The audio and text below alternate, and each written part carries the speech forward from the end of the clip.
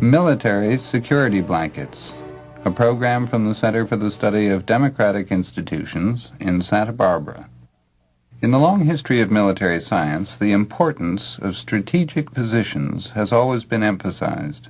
Until recent times, Britain fought to hold Gibraltar, Malta, and the Suez Canal as a lifeline to her empire. In the United States, the Panama Canal, since it was built, has seemed critical to the security of the country. In this program, a distinguished military authority argues not only that the Panama Canal is no longer of major significance, but that the power and influence of the United States is determined by factors having nothing to do with strategic real estate. The speaker, General James M. Gavin, has engaged in some interesting campaigns both during his distinguished military career and afterward. He resigned as Chief of Planning at the Pentagon in 1958 in disagreement with John Foster Dulles' policy of massive nuclear retaliation. He brought down the wrath of his superiors when he tried to convince President Eisenhower to abolish the Joint Chiefs of Staff, and he became one of the best informed and most relentless critics of the pattern of military escalation in Vietnam. After 2 years in Paris as United States Ambassador to France, he came home to advocate a major reduction of American forces in Europe. On the political front, General Gavin resigned his position on the Massachusetts Democratic Party Advisory Council during the latter years of the Johnson administration, warning that the continuation of the Vietnam War and Johnson's economic policies would wreck the country. General Gavin is now chairman of Arthur D. Little Incorporated, a planning firm whose clients include a number of developing countries. He meets regularly with presidents and prime ministers of Latin American and African countries and has set his planners to work on schemes for a Latin American common market and an ultimate hemispheric union. In this program, General Gavin shares his ideas with Center Fellows in a wide-ranging presentation. He starts with comments on an article by Senator J. William Fulbright on the Cold War. We seem to be caught up in a whirlwind of change, and we seek cliches and old dogmas for the comfort they may give us as a basis for taking positions, and so often we've been so wrong. I was in the Pentagon and working in the Council on Foreign Relations at the time of a massive retaliation at the time and place of our choosing, and felt with very deep conviction that that policy was absolutely wrong. It was obviously inflexible, obviously unresponsive to national need, and was based on economics, really, in my opinion. And indeed, I left the service on the basis of that, and leaving, felt that we should have a more flexible strategy. Now, our strategy led us down the road, as Fulbright so carefully and eloquently points out, to almost limited and unlimited war, and now we're involved in apparently counterinsurgency actions in which we provide the money and the weapons and the bombers, and someone else does the dying for the issues that we feel are worth that effort. General Gavin moves on from this point to explain that the Cold War between capitalism and communism no longer has a place in a world whose security rests with 5 power centers rather than only with the United States and Russia. I feel we have now really 5 power blocks emerging quite clearly. Europe is one, of course the United States, Russia, China, and Japan. I would put Japan very high on the list now. Now, what are the assumptions on which one bases such observations? First of all, what is the basis of power in the kind of world in which we're entering, where we are now? Is it weapons? Is it numbers of divisions? Aircraft carrier task forces?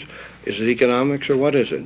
Well, I really think a very fundamental change in values has taken place in the society of this earth, and that is that economics is becoming more important to people. That is, an adequate standard of living, food, reasonable shelter, non-exploitation of their natural resources.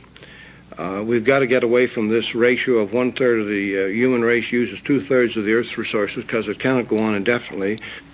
I have a feeling, therefore, that economics is becoming a very important and overriding important. Next, the domestic condition of a people. Now, take our own country. The problems of housing, transportation, environment, education, health care, all are of critical importance, and they're under searching examination by various groups. We have a marvelously efficient way of extracting money from people, but when it comes to administering, we go back to those cartographic delineations made by our forefathers 200 years ago. In my opinion, we've got to get our own society organized so we have a regional organization. We're far from administering ourselves efficiently. And this is what really is beginning to bother people, because we hear talk about a VAT system, a tax system. Well, now, if we find more ways of getting more money out of the system and out of people, people won't stand for it without finding better ways of administering the system. And this is just as important, getting money out of people. I think the VAT system, you would probably, most of you disagree with this, I think it's a very good idea. Value-added tax? Yes, the value-added tax. I guess you all understand what it is. Take, for example, forestry is a big business out in California. If a man cuts down a tree and it costs him $1 to deliver it, let's say arbitrarily, he doesn't get $1. There's 5% tax added to it. So he gets $1.05, but that 5 cents goes to the government. Then when it's processed into finished lumber, it's then worth, say, $2, but there's another 5 cents added to it, so it's $2.10.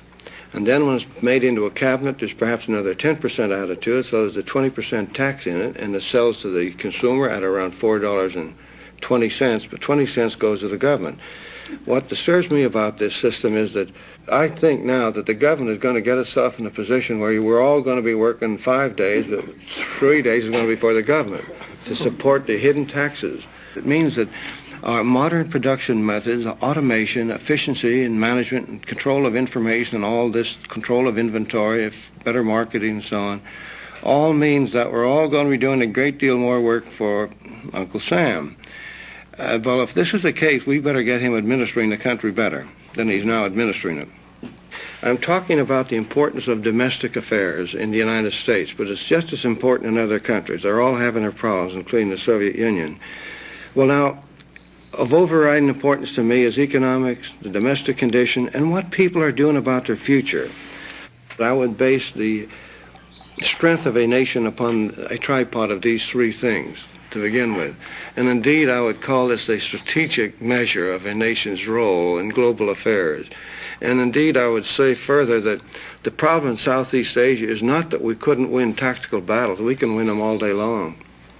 But when we expend $30 billion a year at the expense of a national strategy to win tactical battles that accomplish nothing more than loss of life and destruction of property, we are on a strategically losing course of a very serious sort, and we better realize it and wake up to it and do something about it. In fact, this is why I think we ought to be out of Southeast Asia right now.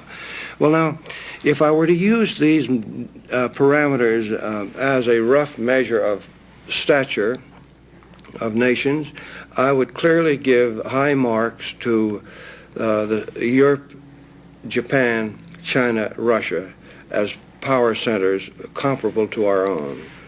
And these are the power centers we've got to begin to think of, and the interplay of these and how they relate in terms of the various problems of nationalization, use of information, management of resources. A corollary to this problem is the runaway growth of the multinational corporation, which is also at play in global affairs. Today, there's much discussion in the press about the multinational corporation, good and bad. How socially responsible is it?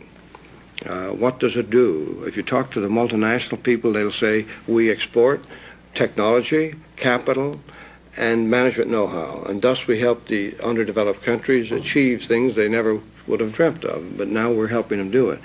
And those who are against this say what they're doing is using cheap foreign labor to make products to sell in the American market at the expense of American labor, and that's currently a very hot issue.